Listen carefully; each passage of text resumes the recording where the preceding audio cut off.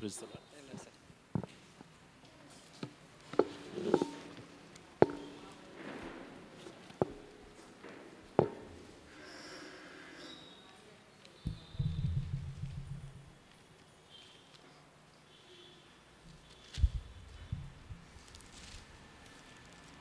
నూట 20వ కీర్తన ఉత్తర ప్రత్యుత్తరములుగా చదువుకుందాం. నా శ్రమలో నేను యెహోవాకు మొరపెట్టి తిని ఆయన నాకు ఉత్తరమిచ్చెను. యెహోవా అబద్ధమాడు పెదవుల నుండి మోసకరమైన నాలుక నుండి నా ప్రాణమును విడిపించుము. మోసకరమైన నాలుక ఆయన నీకేమి చేయును? ఇంతకంటే అధికముగా నీకేమి చేయును? తంగేడు నిప్పులతో కూడిన బాణములను బలాఢ్యుల వాడిగల బాణములను నీ మీద వేయును. అయ్యో, నేను మెషెకులో పరదేశినై ఉన్నాను, కేదారు గుడారముల యొద్ద కాపురమున్నాను. కలహప్రియుని యొద్ద నేను చిరకాలము నివసించువాడను. అందరం కలిసి చదువుకుందాం. 7వ వచనం. నేను కోరినది సమాధానమే అయినను మాట నా నోట వచ్చిన తోడనే వారు యుద్ధమునకు సిద్ధమగుదురు. చిన్న ప్రార్థన చేస్తారా ఎవరన్నా ఒకరు? స్తోత్రములు స్తోత్రములు స్తోత్రం మహోన్నతుడ మహాగణుడ జీవాధిపతి న్యాయ పరమవజ్ఞమైన తండ్రి, నీ బంగారు పాదములకు వందనములు, స్తుతికి పాత్రుడ, ఆరాధనకు యోగ్యుడ, నీకు వందనములు స్తోత్రములు చెల్లించుకొంచున్నాం. ఇంతవరకు పాటల ద్వారా మహిమ పొందిన తండ్రి, నీకు వందనములు స్తోత్రం. ఆరాధన వాక్యము ప్రభా నీకు వందనం వివరించుచుండగా జాస్మన్ మీ జ్ఞాపకం చేసుకుని మీ పరిశుద్ధ ఆత్మ ఆవేశంలో ఉంచుకొని వారిలో ఉండి మీరే మాట్లాడండి ప్రభా. మేము సరి చేసుకోవలసిన నేను ఏ విధంగా స్థితించాలో మాతో మాట్లాడి మీరే మహిమ పొందవలసిందిగా ప్రార్థిస్తూ యేసయ్య పరిశుద్ధ నామాన్ని సమర్పిస్తున్నాను తండ్రి. కూర్చుందామండి.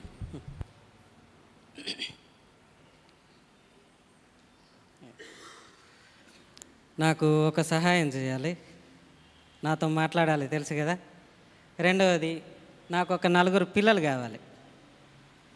ఆ బాధ్యత ఎవరు తీసుకుంటారు? రమ్యక్క, ఒక 4 పిల్లల్ని జమ చేయండి. మాట వినే వాళ్ళని ఒక 4 పిల్లల్ని నేను అన్నప్పుడు నా దగ్గరికి వస్తే చాలు, పిలిచినప్పుడు. ఓకే, వెళ్ళిపోదాం. నేను ఈరోజు ఆరాధన వాక్యం చెప్పాలనుకోవట్లేదు, చిన్న వివరణ ఇద్దాం అనుకుంటున్నాను. ఆరాధన గురించిన వివరణ, ఆరాధన వాక్యం చెప్పాలని అనుకోవట్లేదు. సరే, ఆరాధన అంటే ఏంటిది? వర్తమాన వాక్యానికి ఉన్న భేదాభిప్రాయాలను కొంచెం తెలుసుకుందాం. చిన్న భేదాలను మనం తెలుసుకుంటాం. ఇది ఎందుకు చెప్పాలనుకున్నానంటే తర్వాత మీరు నాకు మైక్ కూడా ఇవ్వకపోవచ్చు, చెప్పాలని అనుకున్నాను. ఇష్టక్క మీరు ఇచ్చినా ఇవ్వకున్నా ఇంకోసారి ఛాన్స్ నేను చెప్పాలి అనే ఫిక్స్ అయినా. సో ఆరాధన అంటే అసలు విషయం ఏంటంటే ప్రభు మహత్యాన్ని కానీ, ఆయన ఔన్నత్యాన్ని కానీ, ప్రభు ఉనికిని కానీ, లేదా మన జీవితాల్లో ఆయన చేసిన మేళ్ళను కానీ మనం పొగడటమే ఆరాధన. ఏంటండి? హలో, అందరు ఉన్నారా? ఆయన ఔన్నత్యాన్ని, ఆయన గొప్పతనాన్ని, ఆయన మహిమను, ఆయన మహత్యాన్ని మాత్రం వివరించటమే ఆరాధన. దాంట్లో మనము మెసేజ్ చెప్పేటప్పుడు ఎవరు బాధపడద్దు ప్లీజ్, దయచేసి. ఎందుకంటే నా మాట మీకు బాధాకరంగా అనిపిస్తే తర్వాత బయటకు వచ్చిన తర్వాత కొడుదురు కానీ ఇప్పుడు మాత్రం ఏమనకండి. అయితే విషయం ఏంటంటే ఆరాధనలో అన్న మ్యూట్ చేయరా? ఆరాధనలో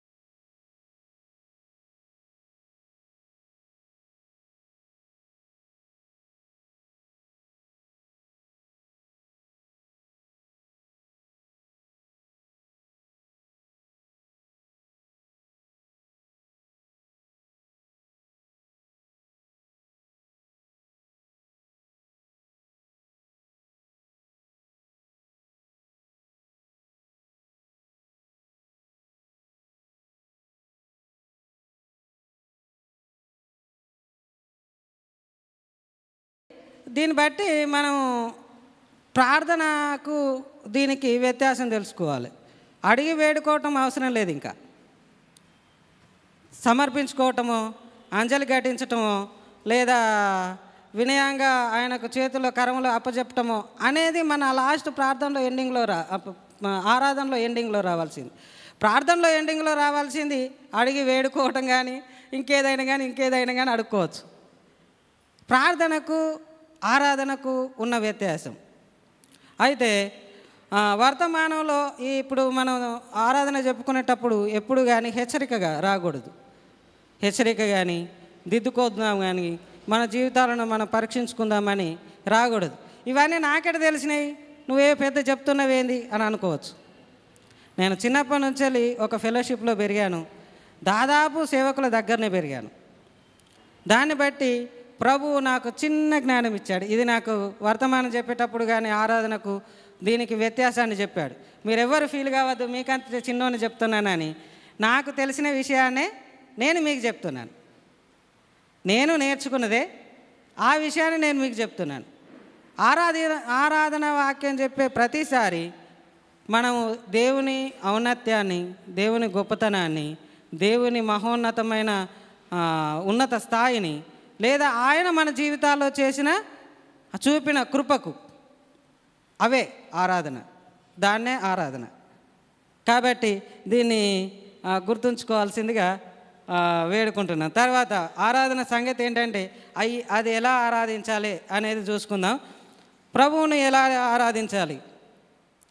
యోహాను 4:24 చదివి వినిపించండి. యోహాను సువార్త 4:24. దేవుడు ఆత్మ గనుక ఆయనను ఆరాధించువారు ఆత్మతోనూ సత్యముతోనూ ఆరాధింపవలెను. మనం ఆయనను ఆరాధించేటప్పుడు ఆత్మతోనూ సత్యముతోనూ దీన్ని పూర్తిగా మనము ఇంకా వివరంగా చెప్పుకోవాలనుకుంటే మార్కు 12:30 చదువుతారా అక్క? పిల్లలు రెడీ ఉండాలి, ఇక్కడికి రావాలి పిలిచినప్పుడు. ఓకే, ఇంకొకరు ఎవరు? నీవు నీ పూర్ణ హృదయముతోనూ తీసురా, నీ పూర్ణ ఆత్మతోనూ నీ పూర్ణ వివేకముతోనూ నీ పూర్ణ బలముతోనూ నీ దేవుడైన ప్రభువును ప్రేమింపవలనన్నది ప్రధానమైన ఆజ్ఞ. ఓకే, నీ పూర్ణ హృదయముతోను, నీ పూర్ణ ఆత్మతోను, నీ పూర్ణ వివేకముతోను, నీ పూర్ణ బలముతోను నీ దేవుడైన ప్రభువును ప్రేమింపవలనన్నది ప్రధానమైన ఆజ్ఞ. ఓకే, నాకు ఒక 4 పిల్లలు రండి. 4 పిల్లలు రండి నాన్న.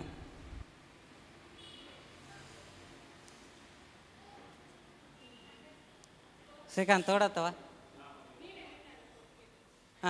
మీరే వస్తారక్క.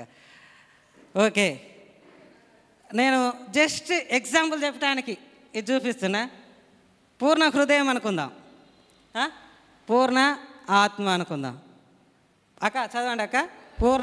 పూర్ణ హృదయముతోను, పూర్ణ ఆత్మతోను, పూర్ణ వివేకముతోను, వివేకం అనుకుందాం. చిన్నను పూర్ణ బలముతోను, పూర్ణ బలం అనుకుందాం. వీళ్ళు చేతులు పట్టుకోరా, చేతులు పట్టుకోండి, ఒకరి చేతులు ఒకరు. ఇవి మనకు కావాల్సినవి అనుకుందాం. పూర్ణం ఎప్పుడవుతుంది? ప్రతిసారి మనకు పూర్ణం కావాలంటే పూర్ణాన్ని మనకు ఎలా చూపిస్తారని అంటే రౌండ్ షేప్, అంతే కదా? మీరు నాకు బాగా సహాయం చేస్తున్నారు. సో రౌండ్గా మీరు చేతులు కట్టుకోనాక ఇలా పూర్ణంలో ఉన్నప్పుడు నేను ఇక్కడ ఉంటాను అనుకో, అన్నీ పరిపూర్ణంలో ఉన్నాయి, స్ట్రాంగ్ ఉన్నాయి అని అనుకుందాం. తప్పించుకొని పోవటానికి ఆస్కారం ఉందా? లేదు, వెళ్ళటానికి ఆస్కారం లేదు. ఏదన్నా ఒక్క లింక్ బలహీనమైంది అనుకోండి, నేను పోవటానికి ఆస్కారం. అవునా? పూర్ణ బలము కానీ పూర్ణ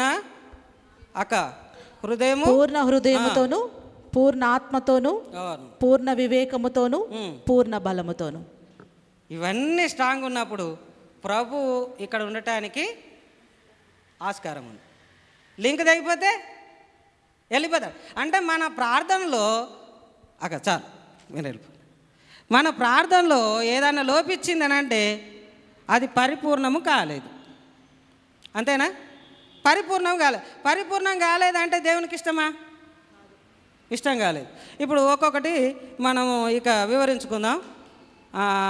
మేబీ ఒక 10 minutesలో ముగిచ్చేస్తా. ఓకే.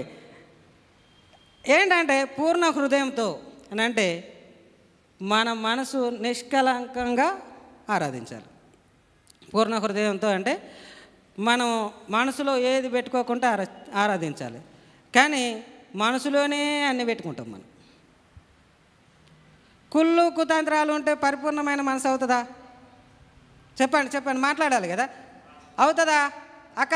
అవుతుందా అమ్మ? అవుతుందా? కాదు. కుళ్ళు కుతంత్రాలు ఉంటే కాదు.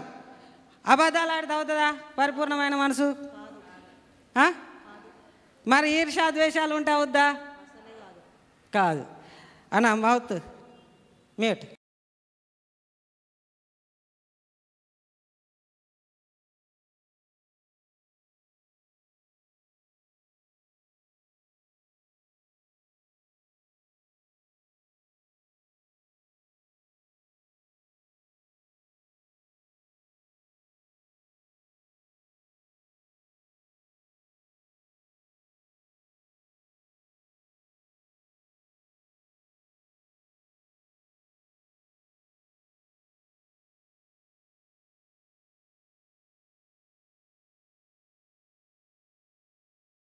ఆరాధించడానికి ఎందుకు రావటం?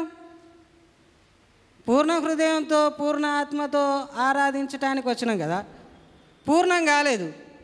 మైకి పట్టుకొని చేస్తే వింటాడా? విన్నాడు కదా. గెట్ అవుట్ అంటాడా? అన్నాడా? ఇష్టం లేదు ఆయనకు. ఒకటేనండి. మనకు ఈ దినాన్ని ఎలా ఆచరించమని ఉంది? ఈ విశ్రాంతి దినాన్ని ఎలా ఆచరించమని ఉంది? పరిశుద్ధంగా ఆచరించాలి. మనకు అవసరం లేదు అసలు. నిజానికి చూస్తే ఇది రిఫరెన్స్ చూసుకోవటం కూడా అవసరం లేదు. ఈ పరిశుద్ధ దినాన్ని పరిశుద్ధంగా ఆచరించాలి. వచ్చింది ఎట్లా? అసలు నిజానికి చూస్తే ఈయన్నే కలహం మొదలవుతుంది. ఆ అక్క ఇట్లా ప్రవర్తించింది, ఈ అన్న మా దగ్గర ఇట్లా ప్రవర్తించింది, అందుకని మనసులో పెట్టుకుంటాం. అంతే కదా. దీన్ని బట్టి దేవుడు ఆనందిస్తాడా? ఒక్కటే చిన్న ఎగ్జాంపుల్. లెట్రిన్లో యూజ్ చేసే చెంబు, లేకపోతే అదేమంటారు, ఏదో మగ్గ లాంటిది, దాంతో తీసుకొచ్చి వాటర్ ఇచ్చి తాగమంటే తాగుతాం మనం? తాగుతామా? ఎంత అసహ్యం అనిపిస్తే దీంట్లో తాగుతామని అంటాం. మన హృదయాలు అంత నీచంగా ఉండంగా ప్రభువుని ఆరాధిస్తే స్వీకరిస్తాడండి? ఎందుకు స్వీకరించాలి? ఆయన అతి పరిశుద్ధుడు కదా. దీంట్లో ఒక్క పేజు 119వ కీర్తనలో చూడండి. ఒకటే పేజ్ దింపండి. 120 నుండి నాకే లేట్గా దొరికేటట్టు ఉంది.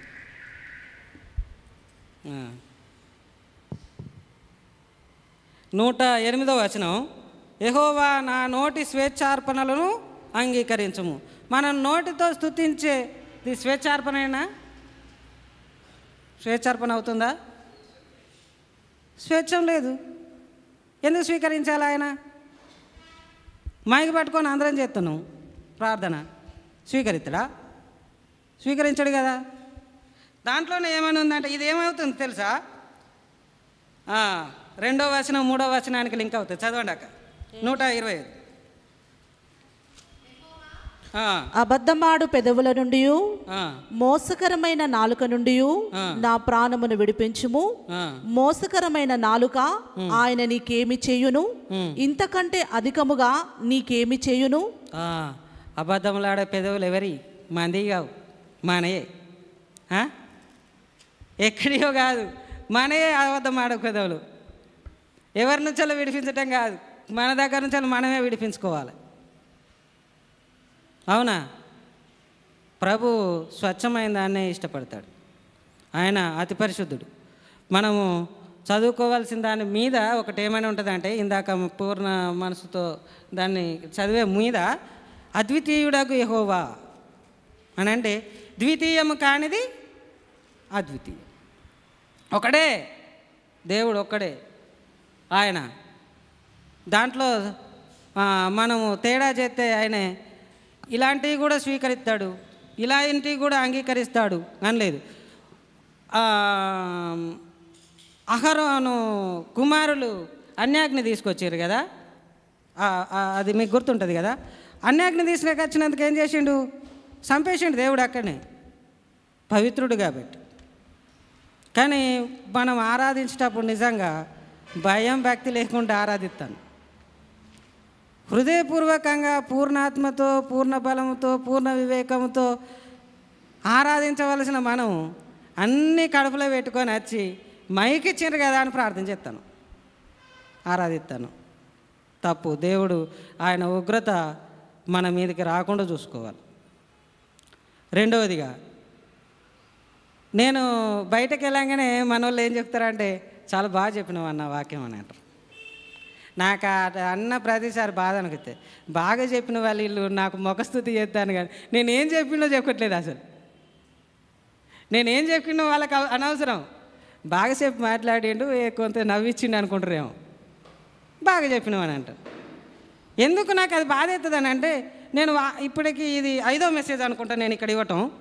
5 మెసేజ్లో నేను ప్రతిసారి నేను ఏం చెప్పినో దాన్నే ఆరాధించమని అంటే దాన్నే ఆరాధించరు. వాళ్ళు ఏం చేస్తారంటే వాళ్ళకి అలవాటైన ఆరాధన. నన్ను కాపాను, నా భార్యను కాపాను, నా పిల్లలను కాపాను, నా భర్తను కాపాను, వందనాలు స్తోత్రాలు యేసునామముల ఆమేన్, సరిపోయింది. ఇక్కడికే ఆరాధన అయిపోతుంది. కొత్తగా ఏం నేర్చుకున్నావు? కొత్తగా ఏం ఆరాధించినావు? ఒకటి, పాకురు పట్టిన ఆరాధన మనది. అలవాటు అయిపోయి ఏమైందంటే పాకురు పట్టింది మన ప్రార్థన, ఆరాధన. పాకురు పట్టిన దాంట్లో కూడా యేసుక్రీస్తు స్వామి తాగుతాడా? అర్పణలు, మన కృతజ్ఞత అర్పణలు కానీ స్తోత్ర అర్పణలు కానీ, అది సంగతి. రెండవది, ఇక దీని గురించి వదిలేద్దాం. హృదయాలను ఆయన పరిశోధించేవాడని, ఇదంతా టెస్ట్ చేసుకుంటే ఆయనకు ఆ టెస్ట్ మెటీరియల్స్ ఉన్నదనుకుంటా దేవునికి. నేను ఎందుకు అనుకుంటానంటే, సామెతలు 17:3 కానీ సామెతలు 16:2 కానీ హృదయాన్ని పరిశోధించే దేవుడని లేదా ఆత్మను పరిశోధించే దేవుడని రాసి ఉంటుంది. రెఫరెన్సులు తీసే టైం లేదు కాబట్టి నేను చూపించట్లేదు, జస్ట్ చెప్పాను. సో అలా చూస్తే ఏమవుతుందంటే, ఆయన పరిశోధించినప్పుడు మనకు ఆయనకి ఇష్టంగా ఉండట్లేదు కాబట్టి, మనం చేసే అర్పణ ఆయనకి ఇష్టం ఉండట్లేదు కాబట్టి ఇక్కడికి రావటానికి కూడా అర్హులం కాదు, అర్హులం కాదు. సో దీని గురించి ఇక్కడికి వదిలేస్తున్నా. లాస్ట్ చివరి వచనం ఒకటి చెప్పేసుకొని ముగించేసుకుందాం. 6వది, కలహ ప్రియుని యొద్ద నేను చిరకాలము నివసించిన వాడను, నేను కోరినది సమాధానమే, అయినను మాట నా నోట వచ్చిన తోటనే వారు యుద్ధమునకు సిద్ధమవుదురు. ఇప్పుడు పరిస్థితులు సేమ్ ఈ సిచ్యువేషన్కు తగ్గట్టున్నాయి, ఈ వాక్యానికి తగ్గట్టున్నాయి. మనము ఎవరితో మాట్లాడదామన్నా కానీ కలహప్రియుని దగ్గర సహవాసం చేసినట్టే.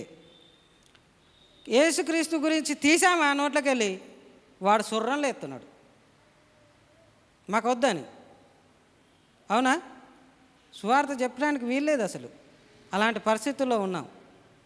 ఎందుకని అంటే ఆయన మంచి పాట రాసిండు, కన్నీట కరిగిన స్మృతులని. దాంట్లో మీనింగ్ చాలా బాగుంటుంది. మీరు ఎవరైనా విన్నారా? సరే, మీరు తర్వాత విందురు. కానీ దాంట్లో ఏమైనా ఉంటుందంటే, వాళ్ళు హతసాక్షులైనరు, యేసుక్రీస్తు విశ్వాసులు హతసాక్షులైనరు. ఎట్లా అంటే లోకము వాళ్ళని ద్వేషించింది. కానీ మనం లోకానికి ప్రతి వాళ్ళకి ఇష్టంగా ఉంటున్నాం. ఎందుకు తెలుసా? యేసుక్రీస్తుని ద్వేషిస్తున్నాం కాబట్టి. ఏం లేదు అందులో. లోకంలో ఉన్న చెత్తను మొత్తం రుద్దుకుంటాను, లోకాచారాలు మొత్తం పాటిస్తాను కాబట్టి మనల్ని వాళ్ళు ద్వేషించట్లేదు. ఎందుకు? వాళ్ళు మంగళవారం అంటే మంగళవారం అంటాను, సోమవారం అంటే సోమవారం నాడు మీరు ఒక్క పొద్దు ఉంటారా? మేము కూడా ఉంటాం. మంగళవారం నాడు ఒక్క పొద్దు మేము కూడా ఉంటాం. వాళ్ళు చేసే ప్రతి ఒక్కటి మనం చేస్తాను. ఇప్పుడు సంక్రాంతి వస్తుంది, ప్రతి ఇండ్లలో జరుగుతాయి చూడండి. ఇంకా రైట్, లోకము మనల్ని ద్వేషించేలాగా జీవిద్దాం. నేను ఈరోజు ఆరాధన వాక్యమే చెప్పలేదు, గమనించిరా? నేను మెసేజే చెప్పిన. ఆరాధనకు వర్తమానానికి ఉన్న తేడా చెప్పిన. దయచేసి బాధపడితే నన్ను క్షమించండి. కానీ ఆరాధనకు వర్తమానానికి ఉన్న వ్యత్యాసం మాత్రం ఎన్నటికీ అదే. దయచేసి ఎప్పుడు కానీ ఎవరు కానీ ఆరాధన వాక్యం చెప్పినప్పుడు ప్లీజ్ వాళ్ళు ఏదైతే చెప్పిండ్రో దాన్ని నేర్చుకుందాం. ప్రభువును మనం అర్థం చేసుకుందాం, కొత్తగా అర్థం చేసుకుందాం, అలాగే ఆరాధిద్దాం.